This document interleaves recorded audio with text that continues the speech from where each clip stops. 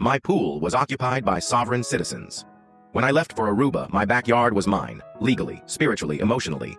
The pool sparkled, the grass glowed, the fence line was empty. Life was calm, chlorinated peace. 7 days later, I came home to a fence.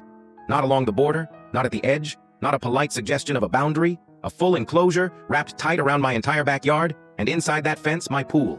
It wasn't my fence. It belonged to the neighbors, the ones with the dog that barks like it's testifying against me, the ones whose wind chime collection sounds like someone torturing scrap metal in a thunderstorm. The same neighbors who haven't spoken to me since the 4th of July potato salad incident of 2022, when a disagreement about Dill ended in silence, suspicion, and Cold War-level stares across the property line. That was also the first time. They claimed part of my pool deck might be on their land. They didn't just take a corner. My entire backyard was behind their fence. The pool, the grass, the walkway, even the grill. My pool float was drifting behind enemy lines. From the moment I stepped inside, it felt like a hostage situation. The back door and sliding glass panels that once opened onto sun and sky now faced pressure-treated pine. No yard, no view, just the grim wooden face of a territorial insult. I walked to their front door and knocked. No answer. I rang the bell. Nothing. But inside, whispers, footsteps, the dog barking like it was giving covering fire. So I left a note. "Hi, I think you may have accidentally enclosed my pool and backyard. Please call me." They didn't.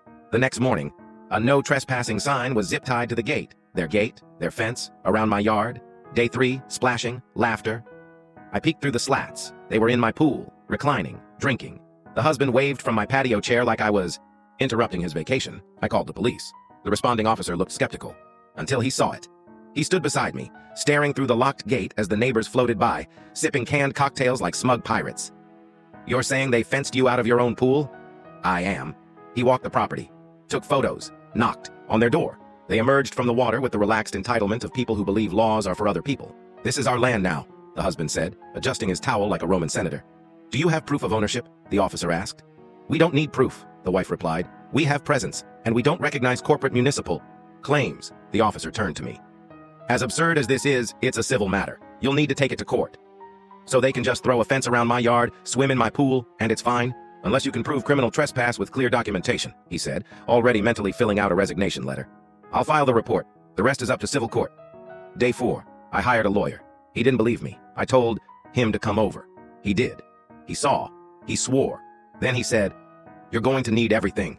Deed, survey, photos, tax records, the original contractor, your kindergarten diploma if you can find it."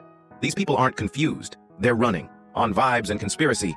Day 5, the surveyor arrived, laughed out loud, drew a red line across a satellite photo. "They took your whole backyard," he said. "Not a corner, not an inch, all of it. We sent them a certified letter demanding removal. Their response?